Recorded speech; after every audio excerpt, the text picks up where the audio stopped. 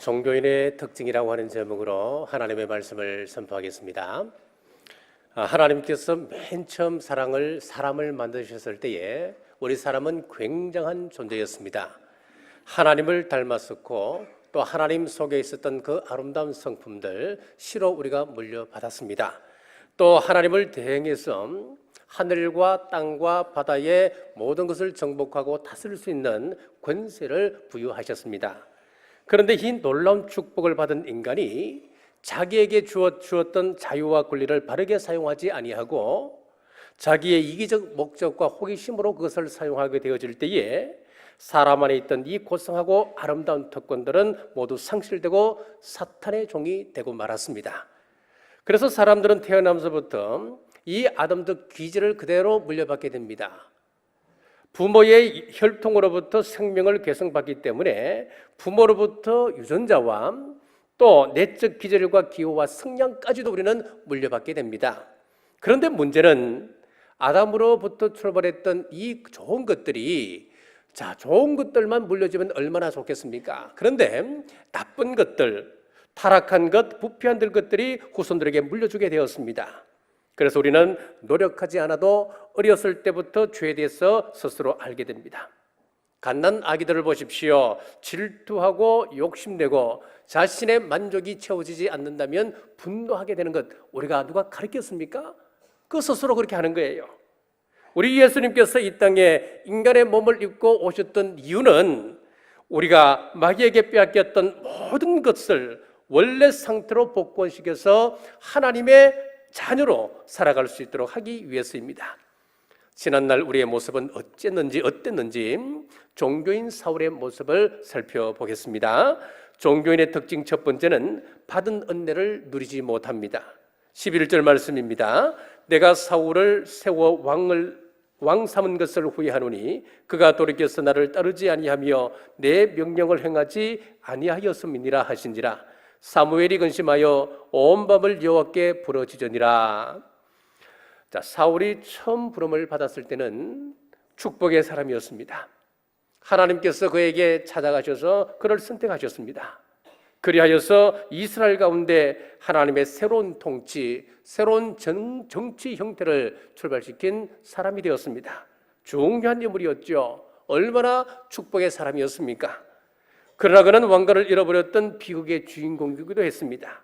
왜 그 많은 약속과 축복을 받으면서도 그것을 누리지 못하고 비극으로 끝났는지, 이것은 우리가 지금 풀어야 할 숙제입니다. 우리가 예수님을 믿고 주님께로 돌아설 때부터 축복은 우리에게 보장되어졌습니다. 죄가 우리에게 가져왔던 모든 사망과 상실을 주님께서 해결하시기 때문에 그때부터 우리의 삶은 죽어가는 삶이 아니라 아들의 부유한 만큼 점점 풍성해지고 우리는 부유한 삶을 살게 되었습니다. 사울이 지금 받았던 축복이 그와 같은 축복이었습니다. 또한 그가 혹시 잘못 판단하여 엉뚱한 길로 갈까 봐 탁월한 영적 지도자인 사무엘을 그에게 붙여주셔서 하나님과 교통하게 하셨습니다.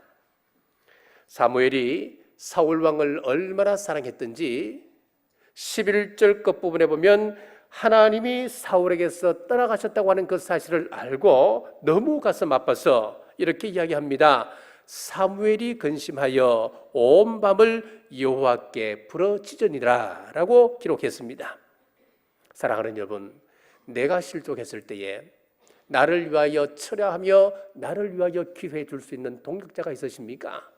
나의 문제를 놓고 밤새도록 가슴을 치면서 우리 주님께 부르짖어 줄 동역자가 있습니까? 사울에게는 사무엘이라고 하는 동역자가 있었습니다. 이것은 사울에게 가장 큰 은혜였습니다. 그럼에도 불구하고 그가 저주의 길로 달려가야 했던 이유가 무엇이었습니까? 결정적인 한 행동을 성경은 이렇게 밝히고 있습니다. 11절에 보니까 그가 돌이켰어 라고 했습니다. 우리가 예수님을 믿기로 결단한 그 돌이킴은 그것은 복된 것입니다. 우리의 운명의 순간 바뀌는 것입니다. 그런데 본문에서의 돌이킴은 하나님의 은혜에서 돌이켰다고 하는 것을 알 수가 있습니다. 주님은 십자가 위에서 우리의 구원을 위한 모든 필요를 준비해 놓으셨습니다. 그러나 우리가 스스로 돌이켜서 옛 삶으로 돌아가 버렸기 때문에 우리에게 주어졌던 축복과 왕권은 다 상실되어 버려졌습니다. 하나님께서 빼앗아간 것이 아닙니다. 우리가 그것을 잡은 겁니다.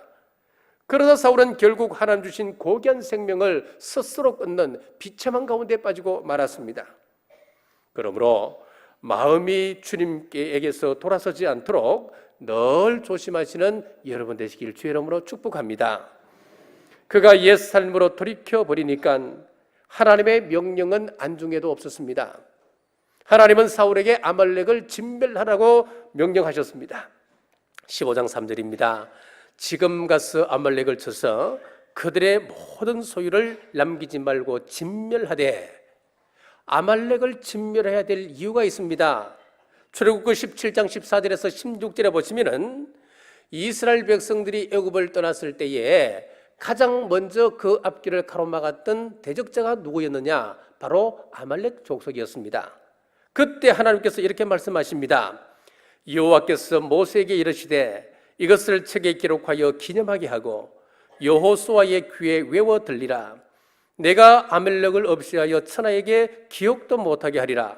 모세가 제단을 쌓고 그 이름을 여호와 니시라 하고 이르되, 여호와께서 맹세하시기를 여호와가 아말렉과 더불어 대대로 싸우리라 하셨다 하였더라. 하나님께서 맹세하시면서까지 내가 아말렉과 원수가 되겠다. 왜요? 아말렉이 하나님 백성들이 가는 가나안 길을 막았었기 때문에 그렇습니다. 하나님의 자녀들이 가는 축복의 길을 막았었기 때문에 그렇습니다. 혹시 이 사실을 잊어버릴까 봐 책에 서서 후손들에게 기억되게 하라라고 말씀하셨습니다. 아말렉이 어떻게 방해했습니까? 신명기 25장 17절에서 18절에 보니까 너희는 애굽에서 나오는 길에 아말렉이 내게 행한 일을 기억하라. 곧 그들이 너를 길에서 만나 내가 피곤할 때에 내 뒤에 떨어진 약한 자들을 쳤고 하나님을 두려워하지 아니하였느니라. 이스라엘 백성들이 광야를 행진하는데 200만에서 300만 정도 되지 않았을까, 그렇게 전문가들이 이야기하지요. 그러면 그 많은 인구가 행진하면 자연스럽게 연약한 자, 약한 자, 여성들, 노약자들, 어린아이들, 이런 부류의 사람들은 자연스럽게 뒤에 쳐지지 않겠습니까? 처진 그 사람들, 연약한 그 사람들을 따라가서 죽인 사람이 누구냐니까 아말렉 족속이었습니다. 여기서 이 아말렉은 정형적인 마귀의 모습을 우리에게 보여주고 있습니다. 믿음의 대일에서 이탈한 하나님의 백성들 낙심시킵니다. 별것 아닌 것 가지고 시험에 빠지도록 만들어버립니다. 우리가 마귀의 수법을 알고 신앙의 대일에서 이탈하지 않기를 주의 이름으로 축복합니다. 아말렉이 이스라엘이 가는 길을 막았을 때는 출애굽한 지 2년이 채 되지 않았습니다. 그러면 광야 40년과 사사시대 350년을 합하면 약 400년이 되지요. 지금 사울 왕이 아말렉을 치러 나갈 때는 아말렉이 처음 이스라엘 백성들을 대적했을 그 400년 전이에요. 약 400년이 지난 어느 날 하나님께서 사울 왕에게 40년 전에 내 백성의 가는 길을 가로막았던 아말렉을 소멸하라 그랬습니다. 진멸하라 그랬습니다. 자, 사랑하는 여러분, 우리가 특별히 조심해야 할 한 죄가 있습니다. 하나님의 백성들 신앙 성장을 방해하는 것, 그것 우리 하나님께서 그냥 넘기시지 않는다는 사실이에요. 가나안의 축복으로 가는 그 걸음을 가로막는 사람들, 하나님께서 그냥 넘기시지 않습니다. 이런 사람들에게는 하나님이 400년이 지난 이후에라도 원수를 갚으십니다. 이것이 성경이 우리에게 가르쳐주는 진리입니다. 그러므로 믿음의 형제들과는 원수 맺지 마십시오. 히브리서 10장 14절에 보십시오. 서로 돌아보아 사랑과 선행을 격려하며 라고 했습니다. 우리가 용서할 것 용서하고 이해할 것 이해하고 사랑할 것 사랑하시기 주의 이름으로 축복합니다. 그렇다고 이단들까지 우리가 용납하고 그들과 함께 하라고 하는 이야기는 아니에요. 요한일서 1장 10절에서 11절 말씀해 보시면은 누구든지 이 교훈을 가지지 않고 너희에게 나아가거든 그를 집에 들이지도 말고 인사도 말라. 그에게 인사하는 자는 그 악한 일에 참여하는 자임이라고 했습니다. 인사하지 말래요. 우리 집으로 들이지도 말래요. 그렇게 하면은 그 악한 일에 참여한 자로 보겠다는 거예요. 고린도후서 6장 14절에서도 너희는 믿지 않는 자와 멍게를 같이 하지 말라. 의와 불법이 어찌 함께하며 빛과 어둠이 어찌 사귀며 라고 했습니다. 절대로 믿지 않는 자들과 멍게를 함께해서는 안 된다고 합니다. 그들과 같이 멍게를 매면 그들과 같은 자리에 함께 교제하게 되고 결국은 그 불신앙과 또 배교적 생각에 젖어들 수밖에 없기 때문에 불신자들과 멍게를 같이 매지 말라 성경은 경고하고 있습니다. 자, 내일 문경에서 경북 기독교 총연합회 동성애 반대 선언문을 채택합니다. 우리 교회 우리 교육자들도 우리 아침 일찍 문경에 아침에 갔다가 함께 기도에 참석하고 올 겁니다. 우리 경주 남부교회는 종교다원주의와 싸우는 교회예요. 우리 경주 남부교회는 성경의 진리를 피 흘리며 지키는 교회입니다. 동성애는 타협할 수 없는 부분이에요. 물론 전도를 위해서 일정 부분 그들을 이해할 필요는 있습니다. 하지만 전도 외에는 진리를 회방하는 자들과 같이 멍게를 맬 수 없다고 하는 사실을 분명히 하시는 우리 남부교회 온 성도들 되시길 주님의 이름으로 축복합니다. 종교인의 특징 두 번째는 신앙생활이 아닌 종교생활로 하나님을 섬깁니다. 15절 말씀입니다. 사울이 이르되 그것은 무리가 아말렉 사람에게서 끌어온 것인데 백성이 당신의 하나님 여호와께 제사하려 하여 양들과 소들 중에서 가장 좋은 것을 남김이요 그 외의 것은 우리가 진멸하였나이다 하는지라. 하나님께서 분명히 3절에 이렇게 말씀하셨습니다. 그들의 모든 소유를 남기지 말고 진멸하되 남녀와 소아와 젖먹는 아이와 우양과 낙타와 나귀를 죽이라 라고 하셨습니다. 자, 우리가 하나님 말씀 앞에 순종하지 않는다면 신앙생활이라 할 수가 없습니다. 순종하지 않는 사람이라고 한다면 종교인에 불과한 것입니다. 종교생활에 불과합니다. 자, 종교와 신앙은 모양은 비슷합니다만은 그 본질을 보면 전혀 다릅니다. 종교학에서 종교를 이렇게 정의하고 있습니다. 사람이 자기 힘으로 감당할 수 없는 큰 시험에 빠졌을 때, 또 위기가 왔을 때에 자기보다 강한 힘을 소유한 누군가에게 찾아가서 그를 경배하는 것, 그리고 위로받는 것, 그것이 종교다라고 정의를 했습니다. 신앙은 무엇일까요? 신앙은 하나님께서 전적으로 선택해 주셨습니다. 그리고 나는 그 선택에 손을 잡고 그 은혜에 감사하는 것, 그것이 신앙입니다. 종교라고 하는 것은 철저하게 내 중심입니다. 내가 필요에 의해서 내가 찾아가는 거예요. 그러나 신앙이라고 하는 것은 내 중심이 아닙니다. 하나님 중심입니다. 하나님께 나를 버리고 하나님을 붙잡는 것입니다. 전혀 내용이 다릅니다. 그래서 종교 생활을 하는 사람들은 자기 마음대로 삽니다. 내 멋대로 생각하고 내 멋대로 말을 하고 다닙니다. 내가 하기 싫으면 다 거절해버립니다. 혹 신앙생활을 하면서 내가 싫어서 순종하지 않습니까? 그러면 종교 생활을 하고 있을 가능성이 큽니다, 여러분. 그러나 신앙의 사람들은 어떤 경우에라도 나를 버리고 주님 잡습니다. 내가 좀 힘들어도 순종합니다. 사울은 하나님을 믿는 사람이었습니다마는 하나님께서 필요로 할 때 그는 하나님을 버렸습니다. 한 걸음 더 나가서 자신의 욕심을 채우기 위하여서 하나님을 이용하기도 했습니다.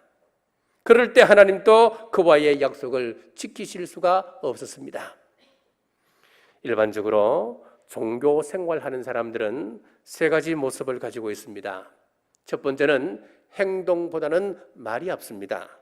13절에 보면 사무엘이 사울에게 이른적 사울이 그에게 이르되 원하건대 당신은 여호와께 복을 받으소서 내가 여호와의 명령을 행하였나이다 하니, 지금 사무엘이 다 알고 왔는데도 내가 하나님의 명령을 다 지켰다라고 거짓말하고 있습니다.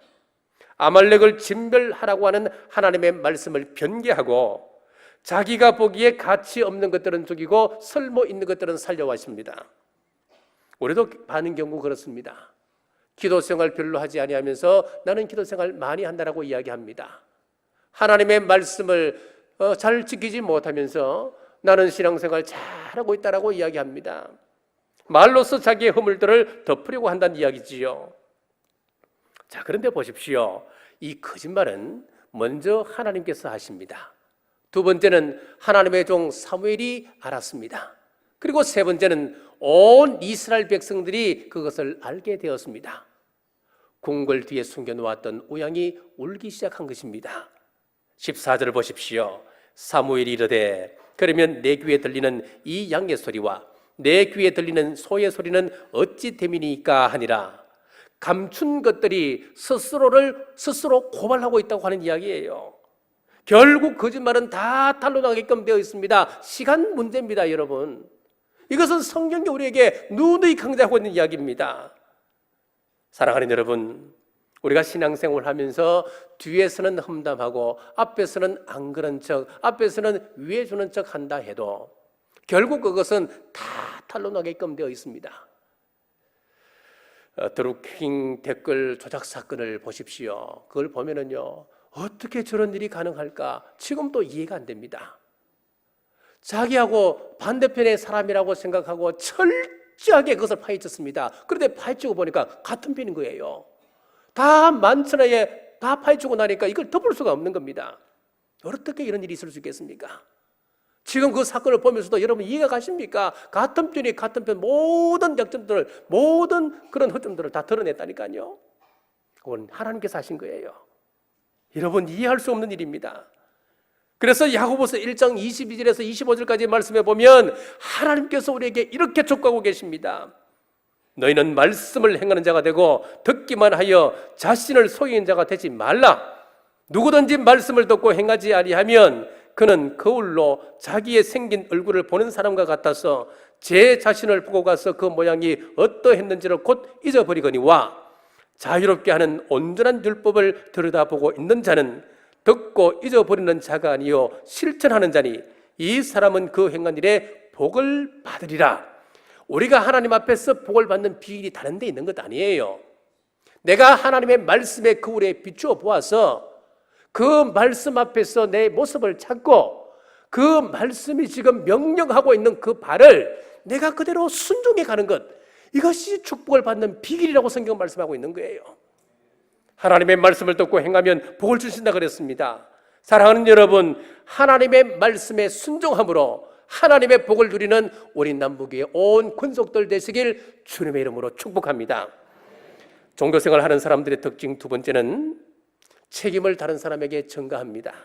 15절을 보십시오. 사울이 이르되 그것은 무리가 아말렉 사람에게서 끌어온 것인데 백성이 당신의 하나님 여호와께 제사하려 하여. 이 동물이 웬 동물이냐고 그랬더니 하는 이야기가 그건 내가 가지고 온 것이 아니고 백성들이 끌고 왔다고 그렇게 이야기하는 거예요. 지금 책임을 백성들에게 전가시켜 버렸습니다. 21절에도 보겠습니다. 다만 백성이 그 마땅히 멸할 것 중에서 가장 좋은 것으로 길갈에서 당신의 하나님 여호와께 제사하려고 양과 소를 끌어왔나이다. 여기서도 그렇지요. 백성들이 끌고 왔다고 지금 백성들에게 모든 것을 전가해 버렸습니다. 13장에도 이미 이런 모습이 나타납니다. 전쟁을 하러 나가야 되는데 하나님의 종 사무엘은 오지 않습니다. 다급한 마음에 사울이 직접 제사를 집례했습니다. 집례하고 나니까 사무엘이 오는 것 아니겠습니까? 왜 당신이 제사를 집례합니까? 라고 했을 때에 이 사울이 하는 이야기가 아니 당신이 정한 기일에 오지 않았으니까 내가 어쩔 수 없이 내가 제사를 집례했다라고 모든 핑계를 느껴온 사무엘에게 돌리지 않습니까? 이런 모습은 아담과 하와에게서도 보았습니다. 아담은 하와 탓으로 돌렸습니다. 하와는 뱀 탓으로 돌렸습니다. 무슨 말입니까? 종교인으로 전락해버리면 우리는 남 탓만 하는 겁니다. 우리 주위에 남의 말 좋아하고 남 탓하기 좋아하는 사람이 있으면 그 사람은 종교인일 가능성이 큽니다. 그러니까 그 사람들은 우리 신앙의 유익을 위해서 조금 멀리하는 것도 좋은 방법이지요. 그래도 하나님께서는 사울을 깨닫게 하기 위해서 선지자 사무엘을 통해서 지적했습니다. 마찬가지로 우리가 범죄하고 완악한 마음을 가지고 있을 때에 하나님께서는 우리 주변에 있는 하나님의 종들을 통하여 지적을 합니다. 그때 책임 전가하거나 대적하지 마십시오. 사울처럼 책임 전가하거나 대적하지 말고 자복하고 회개하는 여러분 되시길 주님의 이름으로 축복합니다. 자, 그러면은 이런 복을 허락해 주십니다. 잠언 28장 13절에 자기의 죄를 숨기는 자는 형통하지 못하나 죄를 자복하고 부리는 자는 불쌍히 여김을 받으리라. 자, 세상의 질서는 정치인들이 하는 것 아닙니다. 세상의 질서는 힘 있는 사람들이 이끌어가는 것 같습니다만은 결국은 하나님의 섭리와 하나님의 계획하에 이루어지는 것이 세상 질서고 세상의 역사입니다. 자, 그러므로 누군가가 나의 허물을 지적할 때에 그것을 하나님의 음성으로 들을 수 있는 사람, 그 사람이 가장 복된 사람입니다. 회복의 은혜를 받습니다. 하나님으로부터 불쌍히 여김을 받는다라고 했습니다.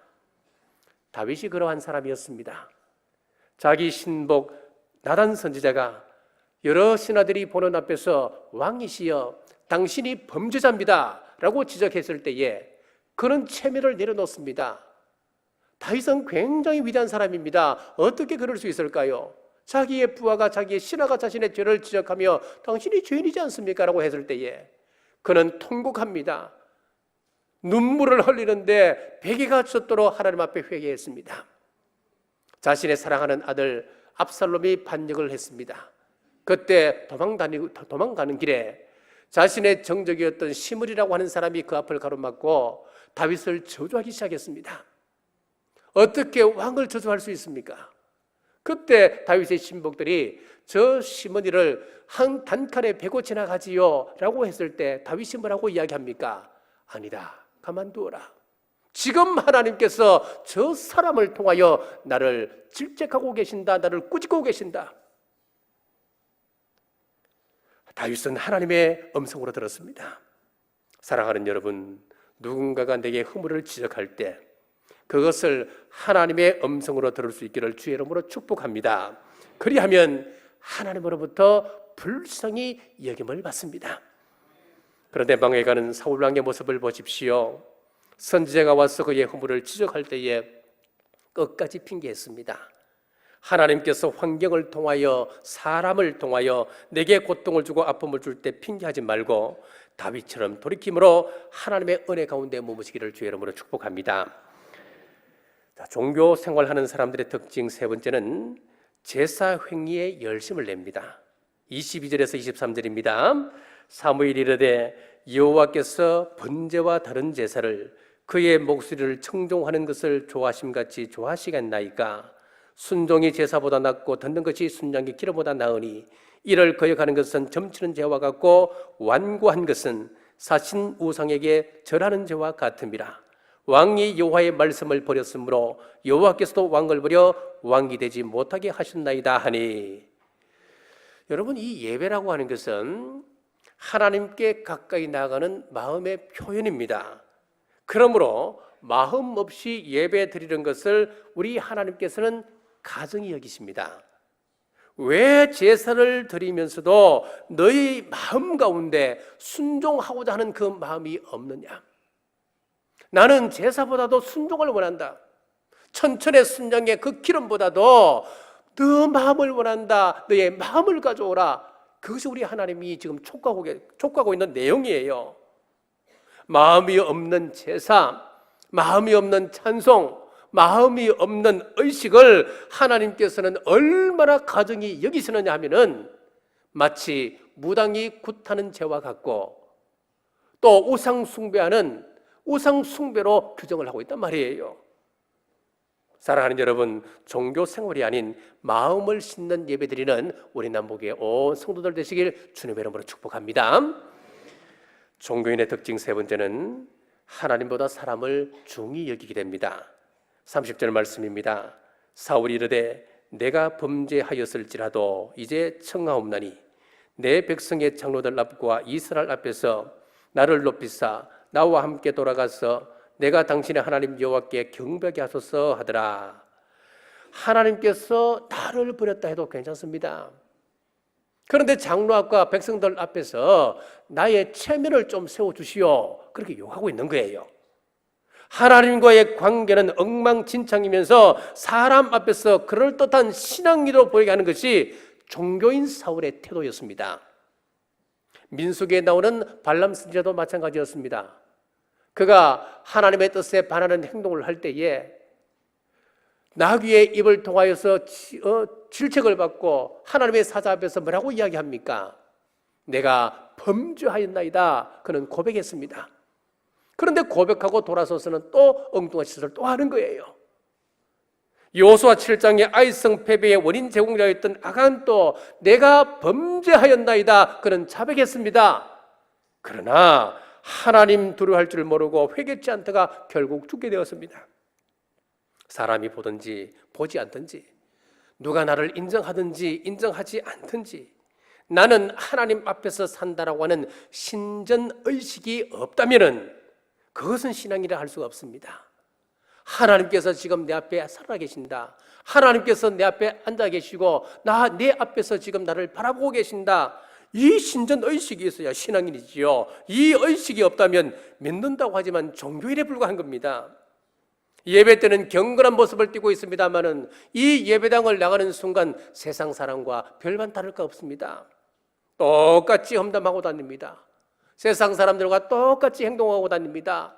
똑같이 거짓말합니다. 똑같이 자기의 이익을 따라서 말을 바꿉니다. 신앙의 인격이 없습니다, 여러분. 여러분, 신앙의 인격이라고 하는 것은 하루아침에 주어지는 것이 아닙니다. 훈련이 필요합니다. 이스라엘 백성들이 출애굽을 하여서 바로 가나안 땅으로 하나님께서 인도하지 않은 이유가 있습니다. 40년 동안 광야 생활을 했던 이유가 있습니다. 하나님의 군사로 훈련시키고자 하는 목적을 가지고 계시기 때문에 그렇습니다. 마찬가지로 간사하게 살았던 삶, 거짓되게 살았던 삶에서 하나님의 사람으로 세움받기 위해서는 우리는 많은 훈련이 필요합니다. 욕을 하고 싶고 저 사람을 뒤에서 비난하고 싶지만은 하나님의 심판이 들어와서 내 입술을 꾹 다물고 참는 훈련을 우리는 반복합니다. 사울이 인격적으로 하나님을 대하지 아니하고 전교인으로 전락하자 하나님께서 이미 13장에 경고하셨습니다. 13장 14절입니다. 여호와께서 왕에게 명령하신 바를 왕이 지키지 아니하였으므로 여호와께서 그의 마음에 맞는 사람을 구하여 여호와께서 그를 그의 백성의 지도자로 삼으셨느니라. 하나님을 끝까지 거절하면 축복과 왕관을 회수해서 하나님 마음에 합한 사람, 하나님과의 약속 관계를 성실하게 이행하는 사람에게 넘기시겠다 말씀하셨습니다. 사랑하는 여러분, 우리 하나님이 우리에게 주신 복은 참으로 큽니다. 독생자 예수님을 이 땅에 보내주셔서 그 생명을 죽이시고 우리를 구원백성 삼아 주셨습니다. 그리고 예수님 안에 있는 모든 부유함을 우리들에게 주셨습니다. 그러나 이렇게 큰 축복과 유료가 있음에도 불구하고 왜 많은 사람들이 하나님의 축복을 성실하고 살아갈까요? 그것은 바로 종교인 사울의 길을 걷기 때문에 그렇습니다. 은혜를 풍성히 받았습니다마는 은혜를 누리지 못하고 마음을 다하여 하나님 앞에 예배드려야 됨에도 마음을 다하지 못하고 하나님보다 사람을 중히 여김으로 하나님의 복을 상실했습니다. 사랑하는 여러분, 우리 모두는 사울의 이 길을 걸어가지 말고 온 마음과 뜻과 마음을 다하여 하나님을 사랑하고 이웃을 사랑하며 말씀에 순종하여서 하나님 주신 그 왕권을 이 세상 속에서도 누리고 장차 우리 주님께서 다시 이 세상에 오실 때에 다 천국 가시고 천국 백성 되시기를 주님의 이름으로 축복합니다.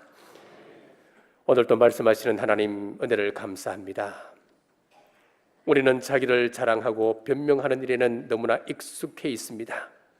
회개할 줄 모르고 대적하고 핑계했으며 하나님도 원망하고 불평하며 살았습니다. 신앙이 아니라 종교인으로 전락하여 형식적인 예배에 열심이었고 하나님보다 사람을 더 중하게 여겼습니다. 이제 마음을 돌이켜 주께로 향하게 하시고 십자가의 길 선택하도록 은혜 부어 주옵소서. 다시 오실 예수님 이름으로 간절히 기도드리옵나이다.